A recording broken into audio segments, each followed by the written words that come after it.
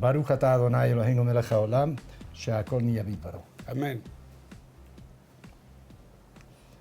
חבר כנסת, Dr. Shai, I want to say first of all what a great honor it is for me to be received by you. It's my pleasure too. Not only that, I want you to know that to step on the floor of the Knesset for a Jew who lives outside of Israel is an experience that an Israeli cannot feel, because this is yours. You have been here all the time. It's yours too. It's mine too, great. But when I come here, maybe then I feel that it's mine also. So I'm very happy that you say so. Chaver Knesset, you know, we are used to reading and hearing through the media, all the different media in different parts of the world, that the whole world depends upon peace between the Palestinians and the Jewish state, between Israel, that everything would be resolved. The Middle East explodes because of it, and the entire world. The United Nations at the General Assembly, the hundreds of resolutions that have to do with the state of Israel. Yet we see now that the Arab Spring, I think, had nothing to do with the problem of the Palestinians and the Jewish states. What do you say about that? What I say is that not all the world depends on the Israeli-Palestinian conflict, but I would say that in the Middle East, in our region, it has a lot to do with the stability of the situation. I can easily see that if, for example, there is a new intifada, that a new violence suddenly erupts and will have a certain will affect the situation not only between us and the Palestinians, but in the region as a whole. So there is a certain clue which the Palestinians hold in their hands, and we should do everything we can, the utmost we can, in order to resolve the conflict. It doesn't mean that the whole world will be settled and all the crises in the world will be finished, but it has to do with the situation in the Middle East. Chaver Knesset, I am already of a certain age. Do you think that Me too. Yes? Yes. Do you think that we will see in our lifetime peace between Israel and the Palestinians? You know what?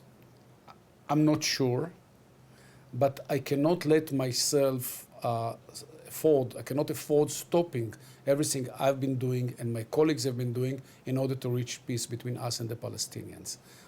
It will be just a mistake, and we have to try and do our best. And even if it doesn't happen today, it will happen tomorrow. If not tomorrow, it will happen the day after. And you know why? Because it's in the deep interest of Israel to reach a peace. I think that you, as well as I, would like to see Israel as a Jewish and democratic state, right? Absolutely. Those two important ingredients or components of the state of Israel are crucial to the very fact that this is our state, and yours too, as I said before. In order to strengthen those foundations of Israel, we have to preserve the Jewishness character of this country and the democratic one, both of them. And it all falls on the question, are we continuing to run the life of millions of Palestinians surrounding us, or we separate ourselves from them? Unfortunately, we'll have to reach a solution that will finally open the way for two states, a Jewish state on the one hand and a Palestinian state on the other hand. You remind me of a teaching of our rabbis that say, Lo alecha hamelacha ligmor. You may not be able to finish the job, but you have to continue with it. Even though if you're not too sure when peace will be attained, you have to continue in that sense. Yes. So I'm very happy to hear it.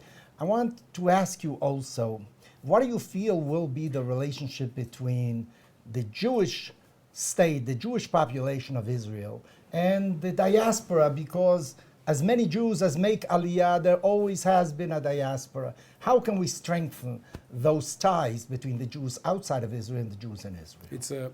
It's a crucial question, and I would say even furthermore, this is something that the very existence of Israel depends on the Jewish diaspora.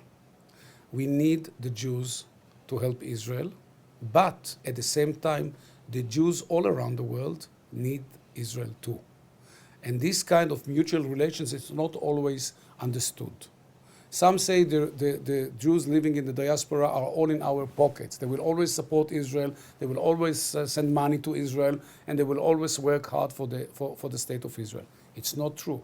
We have to continue and develop relations between us and Jews in the diaspora. Israel should stand in the center of their life, next to their country where they live in, like you live in Venezuela and many live in other countries. But at the same, and it's not a matter of loyalty. It's not a matter of loyalty. I believe you are loyal to the government and to the state you live in. At the same time, Israel has different meaning for you on a religious level, on a national level too.